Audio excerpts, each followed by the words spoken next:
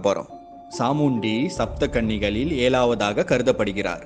இவருக்கு பிரம்ம சாமுண்டி, ரத்த சாமுண்டி, சாமுண்டேஸ்வரி என்று பல பெயர்கள் உள்ளன. இவர் சுடுகாட்டிலும் அத்தி மரத்திலும் இருப்பார். இவரின் வாகனமாக எருமை மாடு மற்றும் காட்டு நாய் விளங்குகிறது. சுடுகாட்டில் வசிக்கும் சாமுண்டி பிணங்கள் மற்றும் பிரேத ஆத்மாக்களை கட்டுப்படுத்தி ஆணையிடுகிறார்.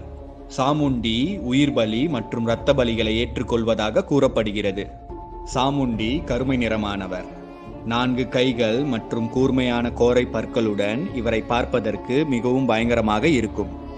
4 கைகளில் சூலம், முண்டம், கத்தி, கபாலம் ஆகிய ஆயுதங்களை ஏந்தி பிணத்தின் மீது அமர்ந்து சாமுண்டி காட்சி தருகிறார். துர்க்கை அம்மன் போரில் ஈடுபடும் போது அவருடைய படையில் ஒருவராக சாமுண்டி அசுரர்களை அழித்தார்.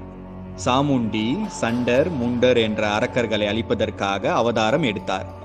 சாமுண்டியின் புராண கதை